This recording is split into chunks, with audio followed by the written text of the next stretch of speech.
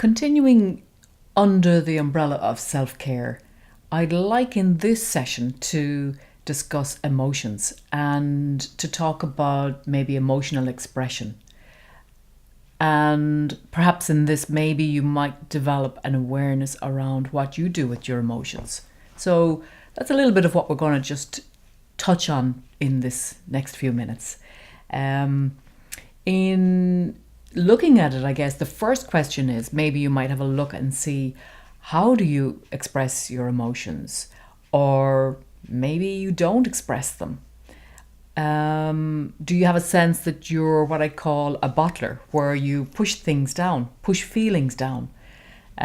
Typically, we will bottle the heavy feelings like the anger, shame, guilt, blame, those hard ones that are much more difficult to express than happy, excited, fun, those feelings that we don't seem to have any problem expressing.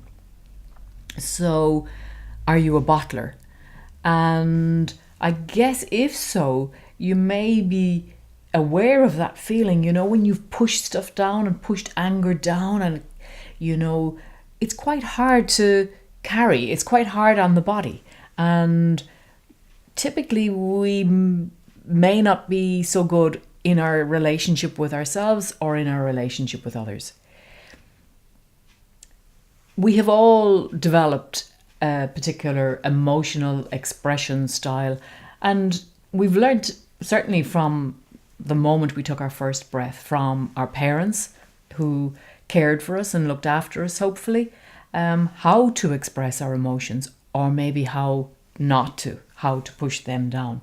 And there's many different influences that decide. So, we've the parental environment in our childhoods, but we have societal influences, cultural, and also gender. Particularly the idea that men don't express emotions or men don't cry is one that we're very familiar with.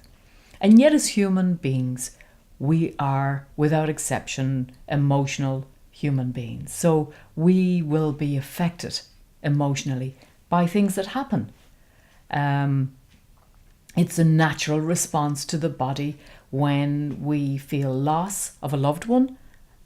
There's a grieving time that will come with it. And, there's hard emotions that come with that, like sadness, loss, anxiety, maybe depression, all those feelings, or trauma, or if we have a serious illness or a serious accident,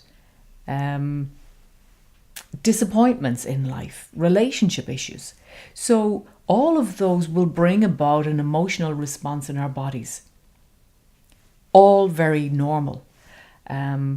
But depending on, again, where we are culturally, if we believe that men don't cry, we may well have to push those feelings down. But it's really difficult and really hard on the body.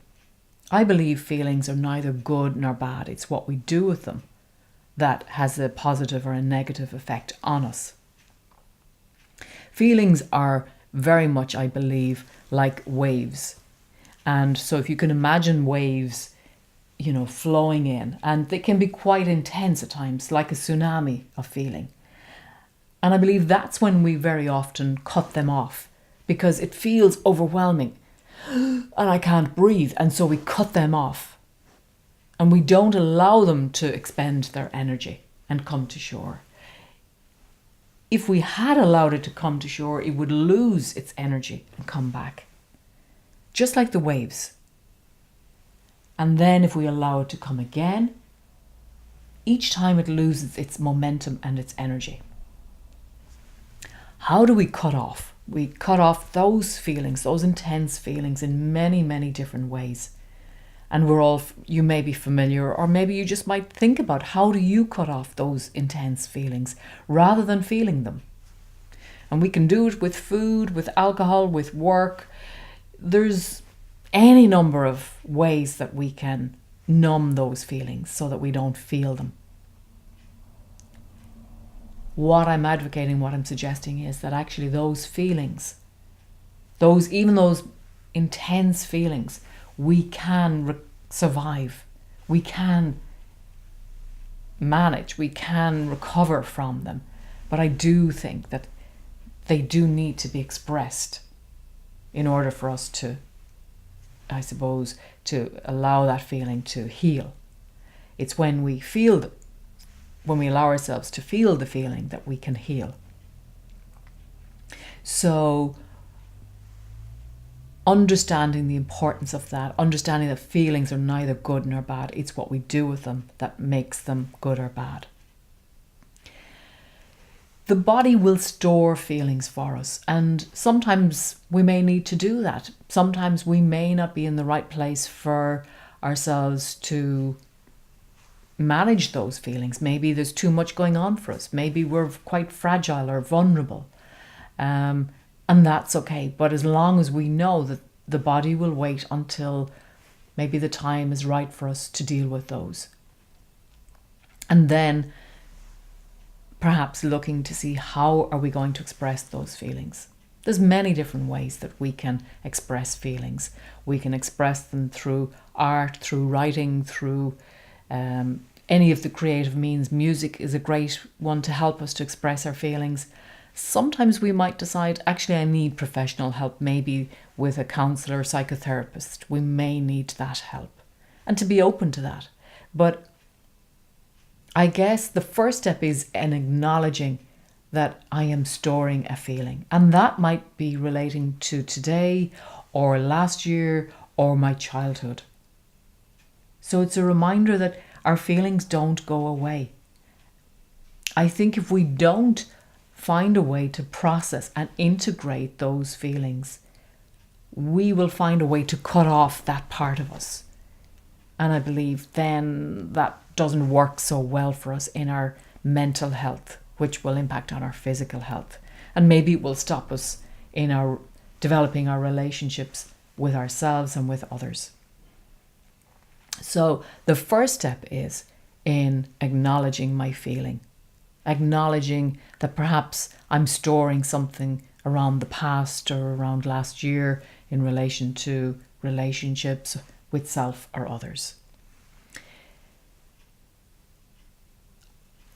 In working with our feelings, I guess, the most important thing is what we do with them. The first step is to acknowledge, this is how I feel. I feel upset. I feel sad. And then I can go on and explore what I need. Okay, I feel really upset with my partner. I need to talk to them. You know, when we feel hunger, we can very quickly easily say, I feel hungry, I need food. That's what I'm talking about. You know, it's about taking away not complicating our feelings. They are what they are. This is how I feel. This is what I need. I feel hungry. I need food. I feel angry. I need to talk to somebody. I believe when we do that, we allow our feelings to flow, hence emotion. Emotions are designed to flow. They cause us greatest problems, more problems, when we push them down, when we store them up, when they become stagnant and stored in our bodies. Our bodies don't respond so well. So when we find a way to develop our emotional expressions in a way that's healthy, in a way that actually helps us to clear, to resolve whatever we're storing, I believe we will reap the rewards. We will feel healthier in ourselves. So maybe food for thought that you might look to see, are you storing something maybe from the past or maybe more recently? What is your need? What do you need to do with that? And then going from there.